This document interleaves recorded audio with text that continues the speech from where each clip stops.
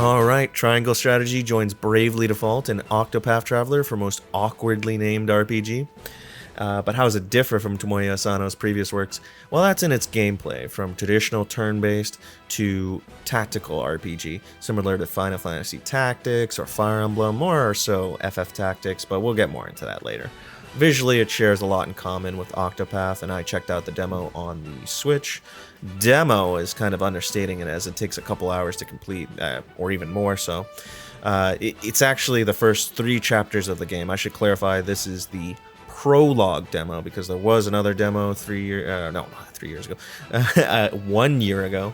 But I didn't get a chance to check that out, but I checked out the prologue demo.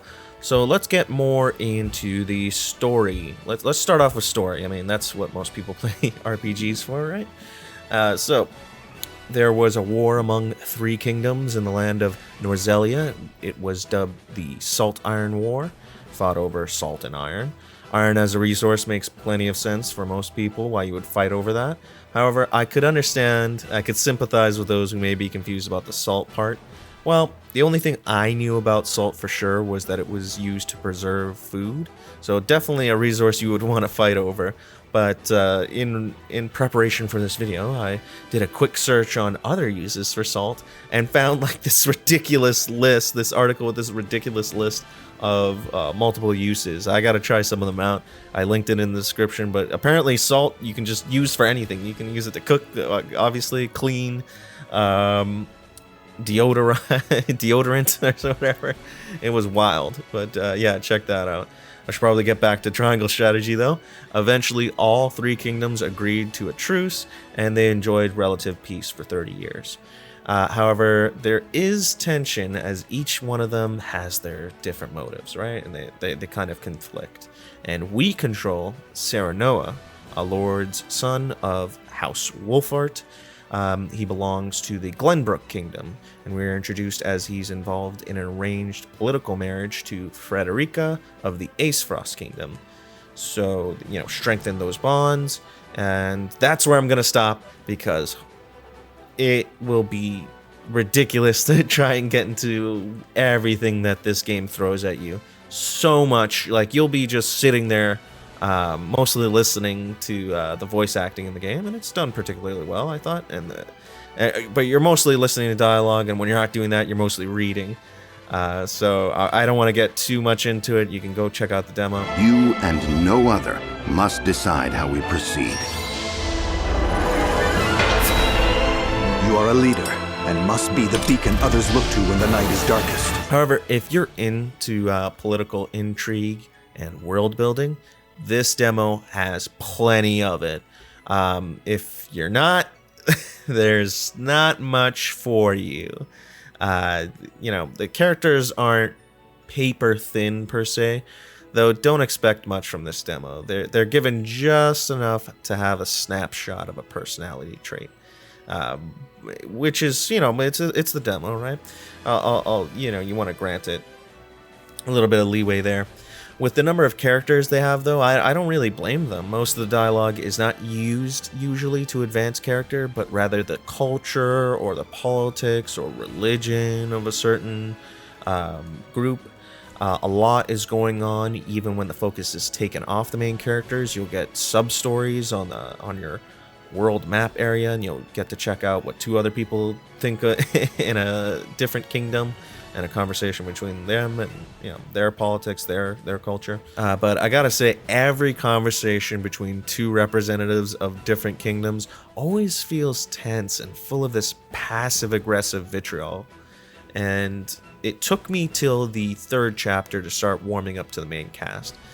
But I can only speak for the demo, of course. The game is expected to be around 50 hours from what I've looked up.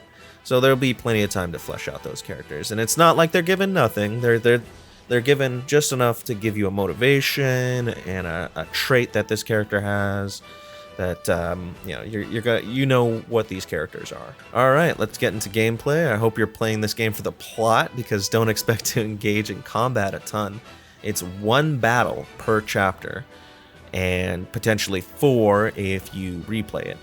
The structure of the game is similar to Fire Emblem in that sense, because especially Three Houses and Fates, a typical chapter will play out as such. Cutscene, walk around the hub world, talking to NPCs, followed by another cutscene, battle, and then ending cutscene, and then repeat and refresh that. I mentioned walking around the hub though. You'll be able to talk with NPCs, gaining important information, and you'll know it's valuable information because they'll even have a notification on the top bar saying that, oh, you've learned this about this person. And it's like, okay, that's interesting. Why are you telling me this? Right? Well, the reason why is because important decisions aren't made by the main character. They're instead made by his party who gets to vote on it. And Serenoa doesn't get a vote. However, the player can convince others to choose their desired outcome and use the information gained to influence those decisions. We see this play out in the third chapter when they need to decide which place they're going to go visit. Now, this isn't to say the player doesn't get to make any decisions directly. From time to time, the player will be given 3 dialogue prompts, and each is based on convictions, as they call it in the game. They are utility, morality, and liberty. These are invisible stats that influence Serenoa's decisions or the way he speaks with people, and that'll also help you recruit other members. Let's finally talk about combat. It will be familiar to those who have played Final Fantasy Tactics. Getting into the specifics, it's grid-based. Each turn, you're moving around units to create strategic advantages. What does that mean? Well, you want to organize your stronger units at the front, your sword and shield classes, and then have your healers, archers, and mages protected at the rear. What makes it more dynamic than this, though? Because this is pretty simple, right? Well, let's say you take one of your units, get around another enemy, and attack him in the back. You'll land significantly more damage. So you have that first unit, right? Now, adding on top of that, you grab a second unit that also flanks that same enemy and goes in for an attack. Well, that first unit will get an additional attack. So already a lot to think about there. But, however, the enemies can do the same thing to you. And there was a few times myself I found I was just like paralyzed of all the decisions I needed to make, whether to go in and flank the enemy or protect my weaker units, because if I move my, let's say my sword character around an enemy, well, that leaves space for them to go and attack a healer or archer or whoever. And it also leaves me exposed by myself, because another one of his buddies, the enemies, can flank me then. Right? So you have to really have a lot of spatial awareness in it. And add to that, job or class skills. You got characters who can buff stats, they can provoke, they can conjure fire and ice, they can delay or hasten another unit's turn. So that adds a ton more strategy to that. Let's talk about skills and magic. They work on a point system. Now, from my understanding, they've only been able to go up to 3 points. And let's make sense of this, right?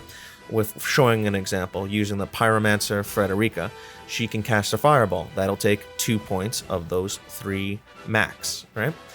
She'll regenerate 1 point next turn.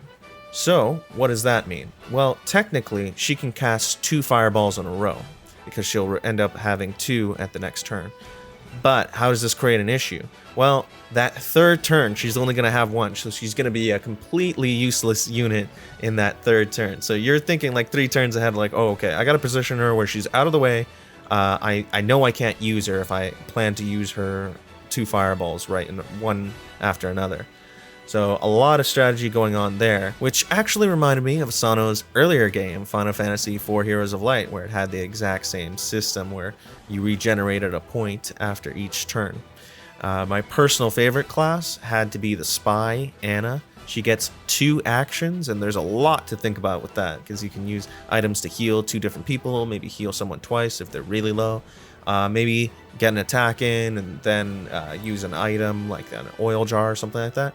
But my favorite thing to do had to be remembering what I spoke about flanking an enemy. Well, let's say you get a sword character as your first unit, and then you get her to flank that same enemy and get their back. You land a critical, you get an additional unit attack, and then you get to do it again, turning 2 hits into 4. It's great. and the environment itself can be turned into an obstacle. You can freeze the ground to slow down enemy movement. You can place oil jars, and then they can be set on fire to create impassable tiles. Lots to think about, lots to look forward to. It's coming out March 4th, 2022. I recommend at least giving the demo a shot. It was a lot of fun.